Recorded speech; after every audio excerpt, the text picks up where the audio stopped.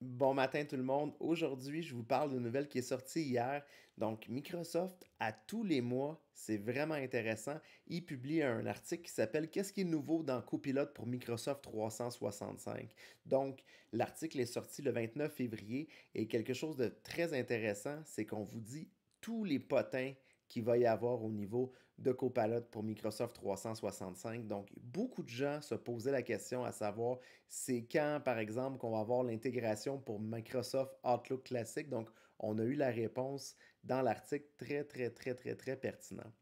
Donc, première des choses, on va parler des petites nouveautés qui sont intéressantes. On est capable de faire des prompts comme dans ChatGPT, puis on est capable de les partager maintenant. Et ça, c'est une fonction qui est disponible vraiment bientôt.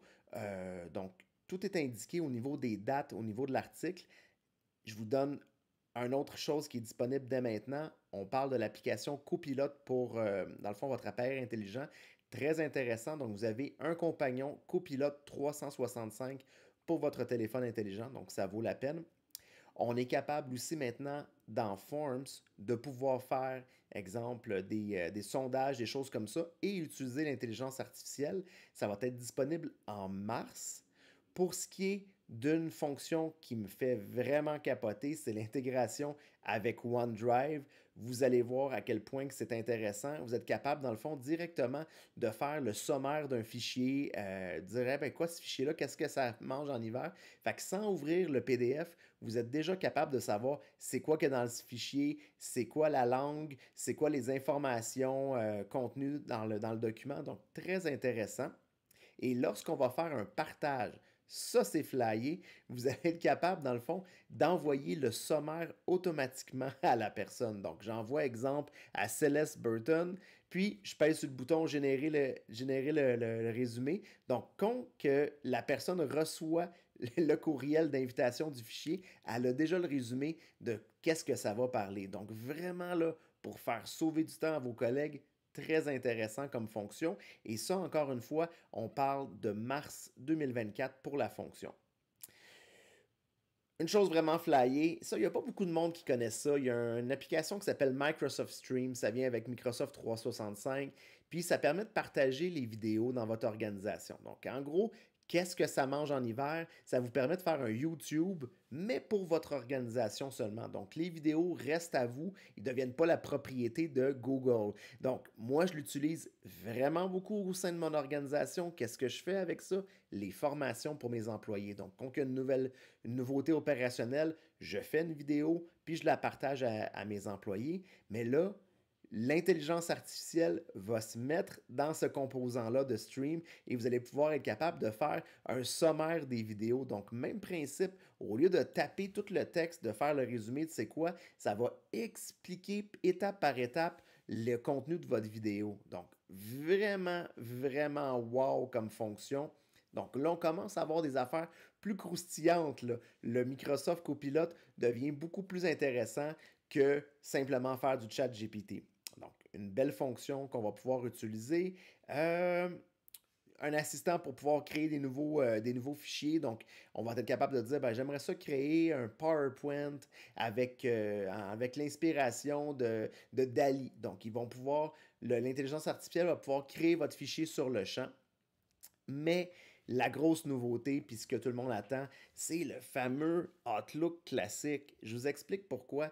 Ceux qui voulaient utiliser Copilot devaient installer absolument de New Outlook. Puis il est mal aimé. Pourquoi il n'est pas encore complet? Il y a beaucoup de fonctions qui manquent. Je vous donne un exemple vraiment fréquent. Si vous êtes un peu des gens qui recevaient beaucoup d'invitations d'agenda, ben les invitations.ics, on ne pouvait pas les importer.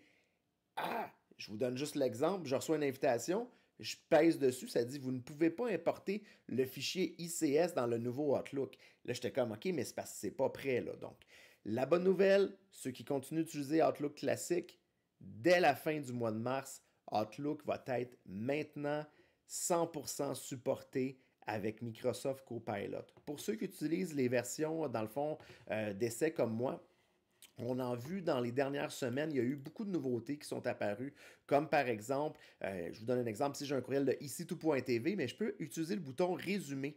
Donc, ça va me faire un résumé complet du courriel. Donc ici, tout.tv a envoyé un courriel à Simon Robert présentant les nouveautés à leur plateforme. Il présente une série touchante sur l'autisme Asperger qui suit une mère célibataire récemment diagnostiquée avec un trouble du spectre de l'autisme. Donc, voyez-vous un peu, c'est vraiment complet. Ça nous permet de pouvoir faire ça. Mais ce qui intéresse les gens, c'est lorsqu'on va peser sur nouveau courrier, puis qu'on va vouloir enregistrer un nouveau courrier pour quelqu'un. Mais là, regardez bien ça. Vous avez le bouton copilote qui apparaît ici, puis vous allez avoir deux options. La première option, elle est disponible maintenant avec les versions bêta. C'est le coaching par copilote. C'est la fonction que j'utilise pas souvent. L'autre, c'est celle qu'on veut, c'est celle, la fameuse ChatGPT, qui va vous aider à rédiger votre texte. Exemple, de dire écris un courriel pour faire une lettre de congédiement. Donc, tu sais, ça va le faire tout seul. Ça, on l'a seulement dans le New Outlook ou encore dans Outlook sur le web. Donc, fin mars, c'est disponible. Vous allez avoir le bouton qui va apparaître pour ça. Pour l'instant, on peut demander le coaching. Donc, si vous êtes en train de taper un texte, blablabla, blablabla, et là, vous allez pouvoir appuyer sur le bouton résumé ici. Et là, vous allez pouvoir rédiger, dans le fond, ils vont pouvoir vous suggérer, exemple, ah, vous avez été trop agressif dans votre texte, etc. Regardez, je vais prendre un texte par hasard. Là. Je vais écrire, je ne sais pas, recette de gâteau. On va aller chercher une recette de gâteau. On va y aller avec ce texte-là qui est ici. Je vais taper ça comme ça. Je vais faire réessayer. Donc là, regardez bien ça. La génération de commentaires est en cours. Merci de patienter. Donc, le Microsoft Outlook va aller analyser le texte. Il va nous donner des conseils. Exemple, ah, tu devrais essayer telle syntaxe. Ah, tu devrais dire, tu devrais parler au vous. Ça serait plus poli, etc., etc. Donc, ça va pouvoir fonctionner. Là, dans notre cas, un problème est survenu et Copilot travaille à le résoudre. Donc, on voit que c'est pas tout à fait à point, mais pour l'avoir testé tantôt, ça fonctionnait bien. Donc, vraiment, là, on n'a pas été chanceux par rapport à ça. Je vais le réessayer une deuxième fois pendant que je vous parle. On va aller voir si ça fonctionne cette fois-ci. Donc, c'est la fameuse fonction, dans le fond, qui s'appelle Coaching par copilote qui est disponible dès maintenant. Donc, voyez-vous, on l'a ici, un peu trop enthousiaste. La tonalité du courriel est très positive, mais elle peut sembler excessive ou peu professionnelle pour certains lecteurs.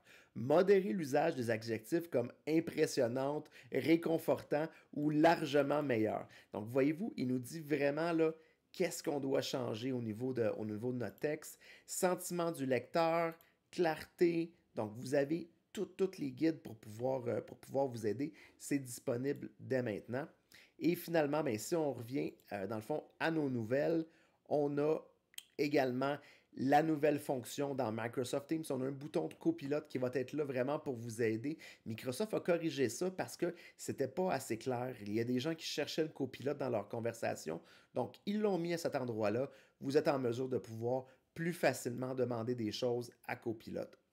Donc, c'est ce que je voulais vous montrer concernant les nouveautés de Microsoft 365 Copilot. Pour les gens qui ne l'utilisent pas encore, juste vous dire, dans le fond, les prix, c'est environ une quarantaine de dollars par mois. Cependant, vous devez l'acheter pour un an. Donc, il faut payer directement le montant qui va être environ 380 dollars, quelque chose comme ça. Donc, vous allez payer ce montant-là une seule fois, puis vous allez avoir votre licence pour l'année. Cependant, la licence, si par exemple vous ne l'utilisez pas pendant quelques semaines, il n'y a rien qui vous empêche de l'enlever de votre compte puis de le donner à un autre de vos collègues de travail. Donc, pour pouvoir le tester, ça vaut la peine. Et je vous répète, pour ceux qui ne le savent pas, on offre dans le fond un accompagnement à nos clients pour Microsoft Copilot. Donc, mon collègue Frédéric Vaillancourt donne un cours directement de comment utiliser Copilot, c'est quoi dans le fond les bonnes bases, les bonnes pratiques. Il va même vous aider aussi avec ChatGPT pour des choses qui ne seraient pas disponibles avec Copilot. Il va même vous assister à comment bien débuter avec l'intelligence artificielle. Donc, je vous invite fortement, si c'est quelque chose qui vous intéresse, là, écrivez-moi. Ça va me faire plaisir de pouvoir vous mettre en relation avec Frédéric pour pouvoir avoir une consultation pour utiliser Microsoft Copilot et bénéficier de l'intelligence artificielle. Une belle fin de journée. Bye bye.